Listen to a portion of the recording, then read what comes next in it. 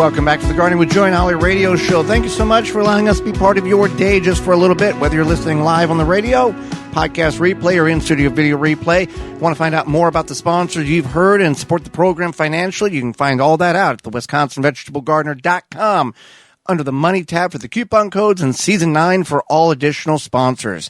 Well, Holly, canning goes beyond vegetables and fruit, and you can get into the meats and fish, which is a way that we can preserve and not need the assistance of freezers or refrigerators. Right. So with anything with canning, you just want to make sure you are following directions, you're keeping everything sanitized. There's no shortcuts in safe canning. Yeah, there's no shortcuts.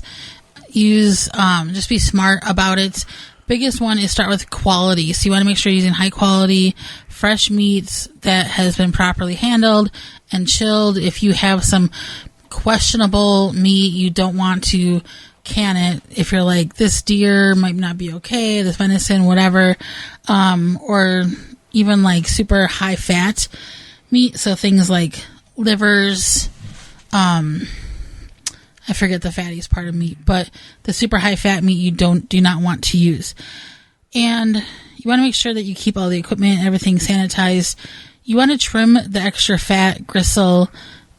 If you're canning fish, you want to make sure there's no scales, bones, things like that. So I think skin is okay, but as far as everything else, you just want to make sure that you are trimming the fat in that way.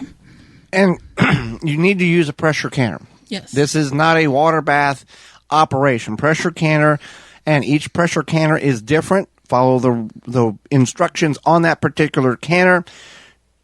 Make sure you have good quality canning lids, rings, and jars that have no cracks or chips in them. Follow the instructions. There's many different reputable, safe canning recipes online for meats and fish to do this. Now, you can do this with beef, pork, venison, probably are the big three, I guess. Maybe there's other ones, buffalo or elk. I know fish is a big one. Yeah, I think it's usually, like you said, beef, pork, venison, and then fish. I don't know how many people can chicken. Oh, that's a big thing. It's a big thing? Yeah. Okay. I wasn't aware. I had no idea. So, yeah. So, these are the ones. You want to make sure you're using directions, recipes. The National Center for Home Food Preservation has good directions. The Ball Canning Blue Book has good directions. You just want to make sure you're following those directions. And they'll also give you an idea if you have X amount of meat, how many jars will that fill approximately? Approximately. Not exact. Not exactly, but approximately. Now, we canned venison for the first time. Was that last year? Yes. And it was delicious. I liked it. Yeah. We're as hunting season is coming closer, we still have a decent quantity of venison in the freezer. So we will be extracting some of that and canning that. Now, we don't do ground venison in the canning jars. We do cubed raw pack venison in the canning jars. I like it because it makes for making an easy stew. So you did it. You pulled it out of the jar one time and it was like Italian beef. I don't know what you did up at the land. You pulled it out, warmed up. That stew? Maybe it was a stew. I made a stew. It tastes like Italian beef. It was delicious. You could have tricked anybody and said, "Hey, here's some." That's what I like about it, is that it has like it's very tender. Yes. It ends up very tender, and it's very tasty. You don't need to... Now, be aware. Now, with venison, if the animal is in the breeding period, the rut, bucks are going to have a distinct taste, very different than pre and post. That's just the way it is. Yeah. So anyway, the more dominant the buck is, the more prominent that taste is going to be in the meat.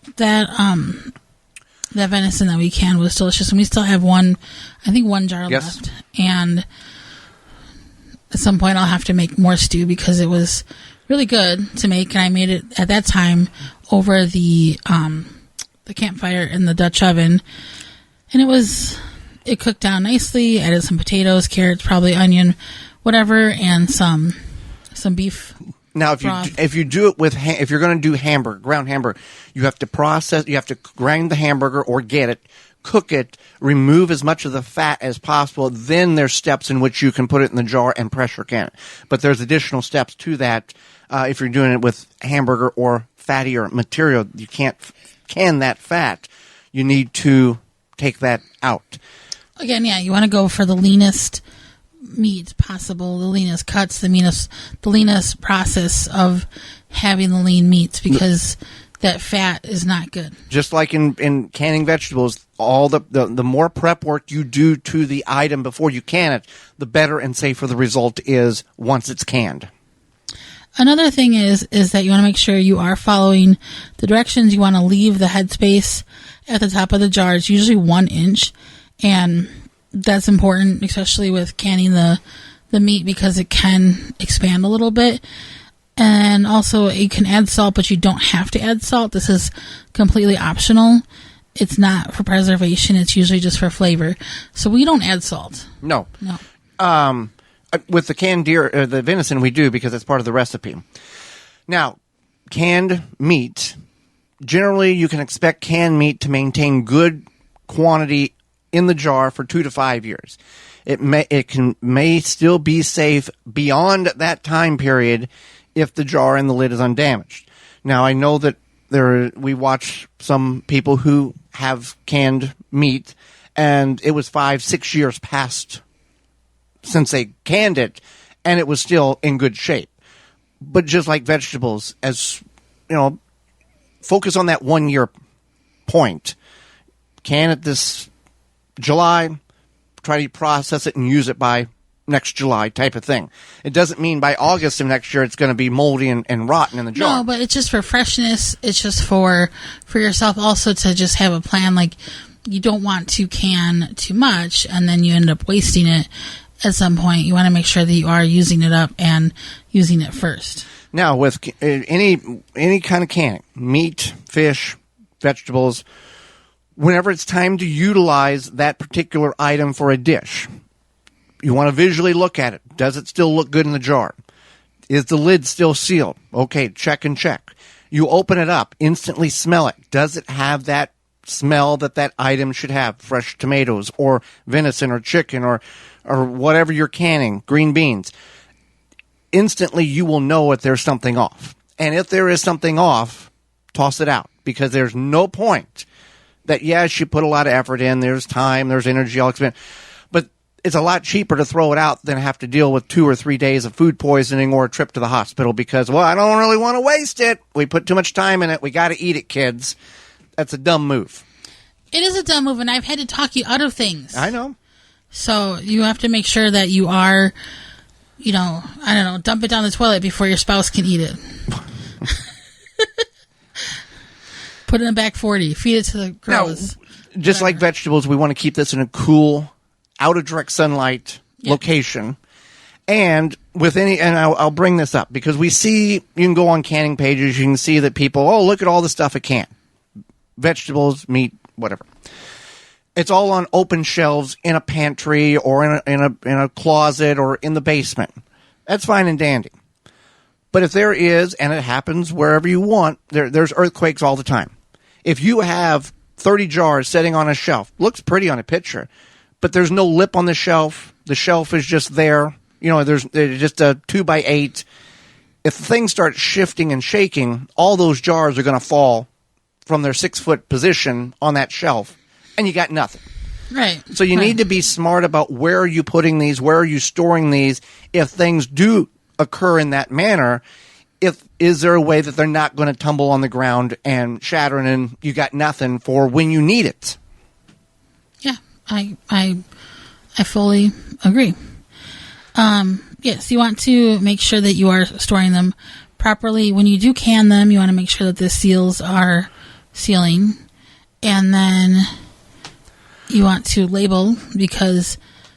Date and item, because venison and beef look the same. Yeah, things look the same. You probably know when it's fish versus meat or whatever, but you just want to make sure you know what it is, especially for your recipe. If you pick the wrong thing, then you don't want Just like in vegetable canning, take the rings off after you've canned it. So if there is a chemical reaction inside that jar, it will blow the lid off and you will begin to smell it, rather than if it's tightened with a ring, it tried to release the pressure because something wasn't right in the jar, and either the jar exploded or it resealed, and now you're dealing with bad food. And in the vegetable world, just like in the meat world, we don't mix things together. We don't try to concoct dishes inside of a jar and then can it all at once, so it's a one jar meal. You have to do things separate. You can't mix beef and venison or chicken or fish, or you got to keep everything separate. And I know that some people are like, well, we already know that. We're just trying to get everybody on the same starting line so we all know how the game is played here. We want you to be safe. Yeah, we want you to be safe, and I cannot stress that enough. Again, Some Resources is the National Center for Home Food Preservation. That's the ball. No, the ball canning company is It's freshpreserving.com. And then you can find stuff on Better Homes and Gardens. I don't know if they have as much stuff about meat, but they do have some good But recipes. The first two, the National Food for Home Preservation and the Ball Canning website, or freshpreserving.org, there's phone numbers on those websites. And when you call, people actually answer, and they will help you. Right. Absolutely. Yeah. Well, Holly, summer is in full swing. Those nasty Japanese beetles are in full activation mode. We've gotten emails about what to do about them already. They're wreaking havoc on your garden, your beans, your roses, whatever's out there. If you're looking to successfully control beetles without damaging the environment, look no further than Beetle Gone from Phylum Bioproducts. Derived from a naturally occurring soil bacteria, Beetle Gone is the only organic solution and successfully controls beetles invaders. Just mix the powder with water and spray on your plants. Once ingested, the targeted pests will stop feeding and die. And since it's an organic BT product, you know it's a great choice to use on your fruits and veggies in addition to your ornamental flowers and trees. Not only is Beetle Gone the best product that works, it is the only product that is that will not affect the beneficial insects like butterflies, ladybugs, and bees, and has no water toxicity. That's BeetleGone.com from PhylumBioproducts.com. That's BeetleGone.com from PhylumBioproducts.com.